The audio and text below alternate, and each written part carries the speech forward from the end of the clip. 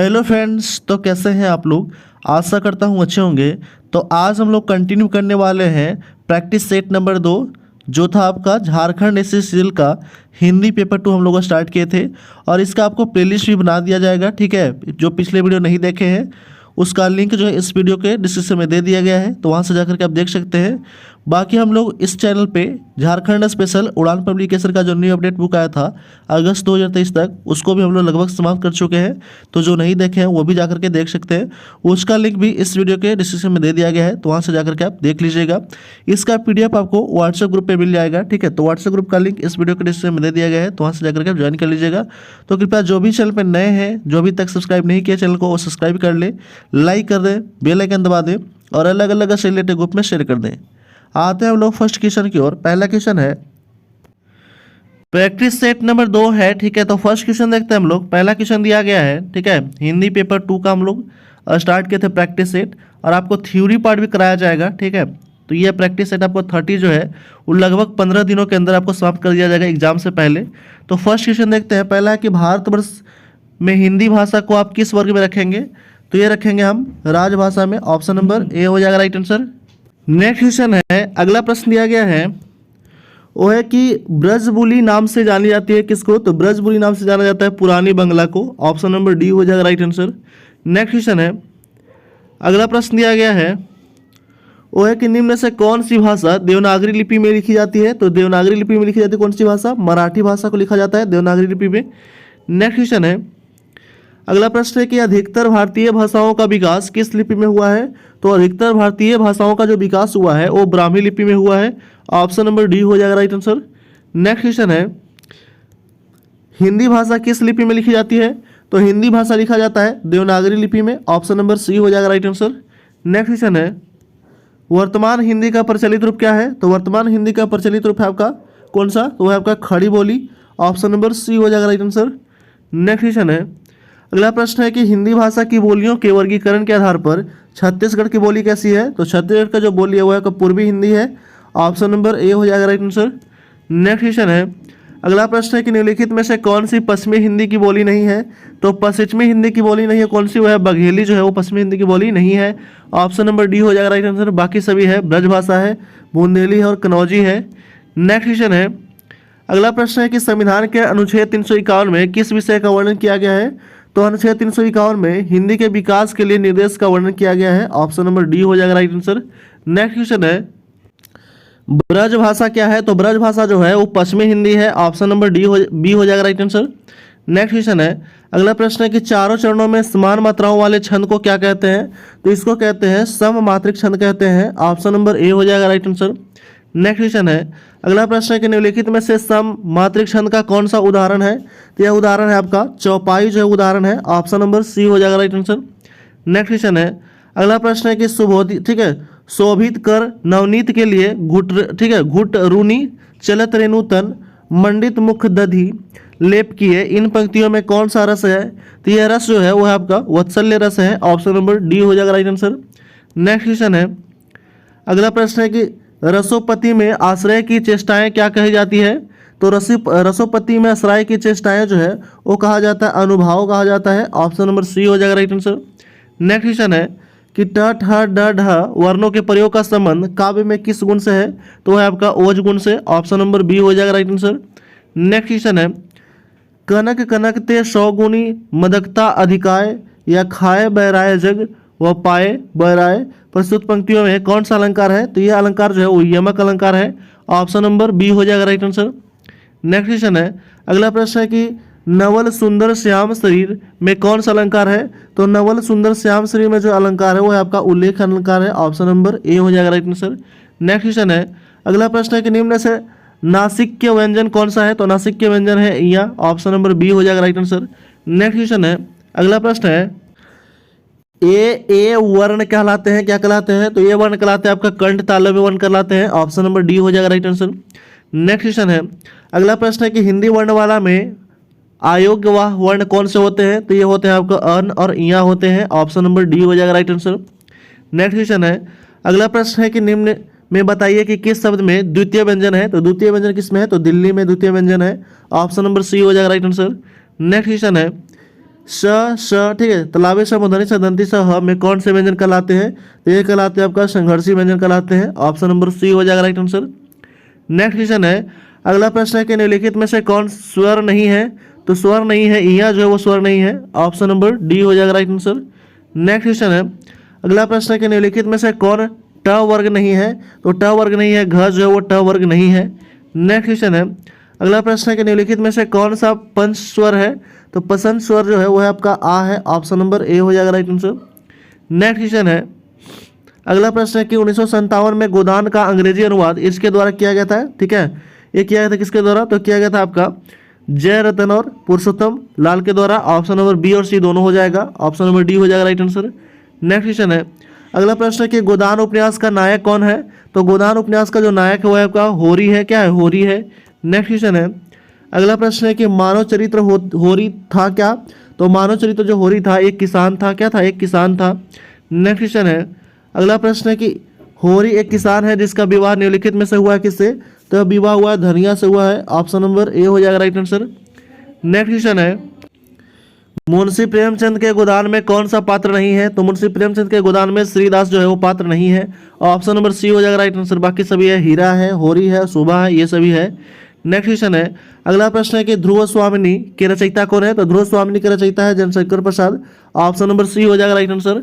Next question है, पूस की रात की रचनाकर कौन है? तो पूस की रात की रचनाकर है आपका प्रेमचंद है। कौन है? प्रेमचंद।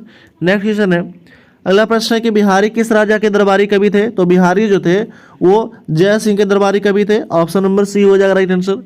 नेक्स्ट क्वेश्चन है, अगला प्रश्न है कि किस कवि का उपनाम उग्र है? तो उग्र है आपका पांडे बेचन शर्मा का उपनाम जो है वो उग्र है। ऑप्शन नंबर बी हो जाएगा राइट आंसर। नेक्स्ट क्वेश्चन है, अगला प्रश्न है कि विद्यापति की पदावली की भाषा क्या है? तो विद्यापति की पदावली की जो भाषा है वो मैथिली है। ऑप्शन नंबर ए हो जाएगा राइट आंसर।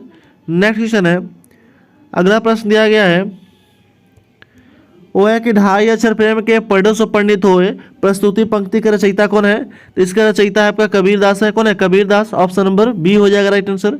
नेक्स्ट क्वेश्चन है, अगला प्रश्न है कि बिहारी से क्या लिखे? बिहारी ने क्या लिखे हैं? तो ये लिखे आपका दोहे लिखे। ऑप्शन नंबर बी हो जाएगा राइट आंसर। नेक्स्ट क्वेश्चन है, अगला प्रश्न है कि निम्नलिखित में से कौन छायावादी कवि है? तो छायावादी कवि जो है वो कौन सा है? सुमित्रानंदन पंत जो है वो छायावादी कवि है। ऑप्शन नंबर सी हो जाएगा राइट आंसर। नेक्स्ट क्वेश्चन है, अगला प्रश्न है कि काव्य अलंकार सूत्र वृत्ति किसकी रचना है? तो काव्य अलंकार सूत्र जो है वृत्ति जो है वो रचना है किनका? तो है आपका रचना है वामन की रचना है। ऑप्शन नंबर सी हो जाएगा राइट आंसर। नेक्स्ट क्वेश्चन है, अगला प्रश्न है कि काव्य प्रकाश किसकी रचना है? तो काव्य प्रकाश जो रचना है मम्मट की रचना है। ऑप्शन नंबर बी हो जाएगा राइट आंसर। नेक्स्ट क्वेश्चन है, अगला प्रश्न है कि औचित्य विचार चर्चा किसकी रचना है? तो ये जो रचना है वो क्षेमेंद्र की रचना है। ऑप्शन नंबर बी हो जाएगा right answer, Kshemendra. Next question है कि धनंजय व धनिक में साधारणीकरण के लिए किस शब्द का प्रयोग किया गया है? तो ये प्रयोग किया गया कौन सा? परित्यक विशेष का प्रयोग किया गया है। ऑप्शन नंबर सी हो जाएगा राइट आंसर। नेक्स्ट क्वेश्चन है कि रिचर्ड्स ने आवेगों के आधार पर काव्य के कितने भेद किए गए हैं? तो काव्य के 2 भेद किए गए हैं। ऑप्शन नंबर ए हो जाएगा राइट आंसर। नेक्स्ट क्वेश्चन है, रिचर्ड्स के अनुसार आलोचना का चरम बिंदु क्या है? तो आलोचना का जो चरम बिंदु है वो आपका संप्रेषण है। क्या है? संप्रेषण। ऑप्शन नंबर ए हो जाएगा राइट आंसर। नेक्स्ट क्वेश्चन है, अगला प्रश्न दिया गया है वो है कि भारत दुर्दशा नाटक के अनुसार भारत की दुर्दशा का प्रमुख कारण क्या है? तो भारत की दुर्दशा का प्रमुख कारण है आपसी वैर और ईर्ष्या। ऑप्शन नंबर सी हो जाएगा राइट आंसर, ए और बी दोनों। नेक्स्ट क्वेश्चन है, अगला प्रश्न दिया गया है वो है कि ध्रुव स्वामिनी में कितने गीत गाए गए हैं? तो ये गीत गाए हैं आपका कितने गीत? तो 4 गीत गाए हैं। ऑप्शन नंबर बी हो जाएगा राइट आंसर। नेक्स्ट क्वेश्चन है, ध्रुव स्वामिनी नाटक के नायक का नाम क्या है? तो ध्रुव स्वामिनी नाटक के नायक का नाम जो है वह चंद्रगुप्त है। ऑप्शन नंबर बी हो जाएगा राइट आंसर। नेक्स्ट क्वेश्चन है, अगला प्रश्न है कि मधुआ कहानी में किसका वर्णन है? तो मधुआ कहानी में वर्णन है शराबी के हृदय परिवर्तन का। ऑप्शन नंबर बी हो जाएगा राइट आंसर। नेक्स्ट क्वेश्चन है, अगला प्रश्न है कि दिल्ली में एक मौत कहानी के पात्र सेठ दीवानचंद कैसे व्यक्ति थे? तो सेठ दीवानचंद जो थे वो थे एक शरीफ और दुनियादार व्यक्ति थे। ऑप्शन नंबर बी सी हो जाएगा राइट आंसर। नेक्स्ट क्वेश्चन है, अगला प्रश्न दिया गया है वो है कि सेठ दीवानचंद दिल्ली के किस इलाके के मशहूर व्यापारी थे? तो वो थे आपका करोल बाग के मशहूर व्यापारी थे। ऑप्शन नंबर बी हो जाएगा राइट आंसर। नेक्स्ट क्वेश्चन है, अगला प्रश्न है कि दिल्ली में एक मौत कहानी के लेखक में किस भावना का इंगित किया है? तो इंगित किया आपका मनुष्य की संवेदनशीलता का व्यक्ति भावना का जो है वो इंगित किया है। ऑप्शन नंबर सी हो जाएगा राइट आंसर। नेक्स्ट क्वेश्चन है, अगला प्रश्न है कि नीलम देश की राज्य कन्या कहानी का प्रकाश कब हुआ था? तो प्रकाशन हुआ था कब? ये प्रकाशन हुआ था 1933 में। ऑप्शन नंबर ए हो जाएगा राइट आंसर। नेक्स्ट क्वेश्चन है, अगला प्रश्न है कि नीलम देश की राज्य कन्या कहानी में महल का क्या नाम है? तो महल का नाम है आपका क्या? उपरोक्त सभी, ठीक है, क्या है? पुखराज का महल, पन्ने का महल और हीरो का महल। ऑप्शन नंबर डी हो जाएगा राइट आंसर, उपरोक्त सभी। नेक्स्ट क्वेश्चन है, ये जितने भी आपको क्वेश्चन कराया जा रहा है ये मोस्ट इंपोर्टेंट एग्जाम क्वेश्चन है ये, ठीक है। और यह आपको स्पेशल सीरीज से स्टार्ट किया गया है झारखंड एसएससी का जो एग्जाम होने वाला है, ठीक है, 28 जनवरी और 4 फरवरी को, उसको देखते हुए यह स्टार्ट किया गया है, ठीक है। तो कृपया अभी तक जो भी चैनल को सब्सक्राइब नहीं किए हैं वो कृपया सब्सक्राइब कर दें, लाइक कर दें, बेल आइकन दबा दें और अलग अलग से रिलेटेड ग्रुप में भी शेयर कर दें। आते हैं नेक्स्ट क्वेश्चन है, अगला क्वेश्चन है कि नीलम देश की राज्य कन्या कहानी में राज्य कन्या की सेवा में कौन लगी रहती है? तो लगी रहती है कौन? अप्सराएं और किन्नर तरुणियाँ, ठीक है, तरुणियाँ। ऑप्शन नंबर सी हो जाएगा राइट आंसर, ए और बी दोनों। नेक्स्ट क्वेश्चन है, अगला प्रश्न है कि नीलम के द्वीप और धरती के बीच क्या है? तो नीलम के द्वीप और धरती के बीच जो है वो 7 समंदर है, ठीक है, 7 समंदर। ऑप्शन नंबर डी हो जाएगा राइट आंसर। नेक्स्ट क्वेश्चन है कि परीक्षा शब्द किस निम्न वर्गों में किस वर्ग में आता है? तो परीक्षा जो शब्द है वो आता है आपका तत्सम में आता है। ऑप्शन नंबर ए हो जाएगा राइट आंसर। नेक्स्ट क्वेश्चन है, अगला प्रश्न है कि मजिस्ट्रेट शब्द है विदेशज शब्द है, ठीक है, मजिस्ट्रेट शब्द कैसा शब्द है? तो विदेशज। नेक्स्ट क्वेश्चन है, अगला प्रश्न है कि निम्न में से कौन सा शब्द देशज है? तो देशज शब्द है लोटा, ठीक है, लोटा कैसा शब्द है? तो देशज शब्द है। नेक्स्ट क्वेश्चन है, स्वतंत्रता सत्ता धारण न करने वाले शब्द क्या कहलाते हैं? ठीक है, स्वतंत्र सत्ता धारण न करने वाले शब्द जो वो क्या कहलाते हैं? तो वो कहलाते हैं यौगिक कहलाते हैं। ऑप्शन नंबर बी हो जाएगा राइट आंसर। नेक्स्ट क्वेश्चन है, अगला प्रश्न है कि हीरो, ठीक है, होरी और उसका परिवार रहता है कहाँ? तो इसका परिवार रहता है बेसारी में। ऑप्शन नंबर ए हो जाएगा राइट आंसर। नेक्स्ट क्वेश्चन है, अगला प्रश्न है कि हिंदी में भक्ति साहित्य की परंपरा का प्रवर्तन किसे किया गया? तो ये किया गया आपका, किससे किया गया है? तो किया गया आपका कबीरदास। ऑप्शन नंबर बी हो जाएगा राइट आंसर, कबीरदास ने किया है। नेक्स्ट क्वेश्चन है, अगला प्रश्न है कि कबीर की वचनावली की सबसे प्राचीनतम प्रति कब लिखी गई थी? तो ये लिखा गया था 1512 में। ऑप्शन नंबर डी हो जाएगा राइट आंसर। नेक्स्ट क्वेश्चन है, अगला प्रश्न है कि कबीरदास द्वारा किसमें दूर रहने की चेतनाएं देती है? तो चेतनाएं देती है मदिरा और कनक में। ऑप्शन सॉरी ये हो जाएगा आपका कनक और कामिनी में। ऑप्शन नंबर क्या हो जाएगा? बी और सी दोनों। ऑप्शन नंबर डी हो जाएगा राइट आंसर। नेक्स्ट क्वेश्चन है, अगला प्रश्न है कि छायावाद स्थूल के प्रति सूक्ष्म का विद्रोह किसने कहा था? तो सूक्ष्म का विद्रोह कहा था डॉक्टर नागेंद्र ने कहा था। ऑप्शन नंबर सी हो जाएगा राइट आंसर। नेक्स्ट क्वेश्चन है, अगला प्रश्न है कि निर्जा, यामा और दीपशिखा संध्या गीत किसकी रचना है? तो ये रचना जो है ये सभी महादेवी वर्मा की रचना है। ऑप्शन नंबर डी हो जाएगा राइट आंसर। नेक्स्ट क्वेश्चन है, जब वेदना के आधार पर स्वानुभूतियों की अभिव्यक्ति होने लगी तो उसे हिंदी में छायावाद के नाम से अभिहित किया गया। यह परिभाषा किसकी है? तो यह परिभाषा जयशंकर प्रसाद का है। ऑप्शन नंबर ए हो जाएगा राइट आंसर। नेक्स्ट क्वेश्चन है, अगला प्रश्न है कि कृष्ण का सर्वप्रथम उल्लेख किस रचना में मिलता है? तो कृष्ण का सर्वप्रथम उल्लेख मिलता है ऋग्वेद में। ऑप्शन नंबर ए हो जाएगा राइट आंसर। नेक्स्ट क्वेश्चन है, अगला प्रश्न है कि हिंदी क्षेत्र में आने वाले राज्यों में नहीं है क्या? तो नहीं है आपका, उड़ीसा नहीं है। ऑप्शन नंबर डी हो जाएगा राइट आंसर। नेक्स्ट क्वेश्चन है कि नगरी प्राचरणी सभा का स्थापना कब हुआ था? तो नगरी प्रचारिणी सभा का जो स्थापना हुआ था वो हुआ था 1893 में। ऑप्शन नंबर ए हो जाएगा राइट आंसर। नेक्स्ट क्वेश्चन है, अगला प्रश्न है कि परिंदे कहानी की विशेषता क्या है? तो परिंदे कहानी का विशेषता है आपका पात्रों के मन के अंदर द्वंद्वों के टिकी हुई रहना, ठीक है, ये सही है। दूसरा है आपका व्यक्ति के मन में अंदर के यथार्थ को सामने लाना, ये भी सही है। तीसरा उसके लिए एक सार्थक भाषा की खोज, ये भी सही है। ऑप्शन नंबर डी हो जाएगा राइट आंसर, उपरोक्त सभी सही है। नेक्स्ट क्वेश्चन है, अगला प्रश्न है कि परिंदे कहानी के महिला पात्र कौन है? तो महिला पात्र जो है वो आपका लतिका, सुधा और जूली है। ऑप्शन नंबर ए हो जाएगा राइट आंसर। नेक्स्ट क्वेश्चन है, अगला प्रश्न है कि परिंदे कहानी में संगीत का शिक्षक कौन है? तो संगीत का शिक्षक है मी हुबर्ट है। ऑप्शन नंबर ए हो जाएगा राइट आंसर। नेक्स्ट क्वेश्चन है, गाजाधर बाबू के स्वभाव के 2 विशेषताएं थी, कौन सा? तो 2 विशेषताएं था आपका, वह स्नेही व्यक्ति थे और परिवार के सदस्यों के साथ मनोविनोद करना चाहते थे। ऑप्शन नंबर क्या हो जाएगा? सी हो जाएगा राइट आंसर, ए और बी दोनों। नेक्स्ट क्वेश्चन है, अगला प्रश्न है कि वापसी कहानी के प्रमुख पात्र कौन है? तो वापसी कहानी के प्रमुख पात्र है आपका गाजाधर बाबू। ऑप्शन नंबर ए हो जाएगा राइट आंसर। नेक्स्ट क्वेश्चन है, अगला प्रश्न दिया गया है वो है कि मिसपाल कहानी के पात्र है कौन है, तो मिसपाल कहानी के जो पात्र हैं वो है आपका जोरावर सिंह है, रंजीत सिंह है और मिसपाल है। ऑप्शन नंबर डी हो जाएगा राइट आंसर उपरोक्त सभी। नेक्स्ट क्वेश्चन है, अगला प्रश्न है कि मिसपाल किसकी रचना है, तो मिसपाल जो रचना है वो है आपका मोहन राकेश का। ऑप्शन नंबर ए हो जाएगा राइट आंसर। नेक्स्ट क्वेश्चन है, अभिषक्त कहानी के रचनाकर कौन है, तो अभिषक्त कहानी के रचनाकर इनमें से कोई नहीं। ऑप्शन नंबर डी हो जाएगा राइट आंसर। नेक्स्ट क्वेश्चन है, निम्नलिखित में से कौन दिनकर की रचना नहीं है, तो दिनकर की रचना नहीं है कौन सा, वो है आपका मैला आंचल। मैला आंचल जो है वो दिनकर की रचना नहीं है, ठीक है।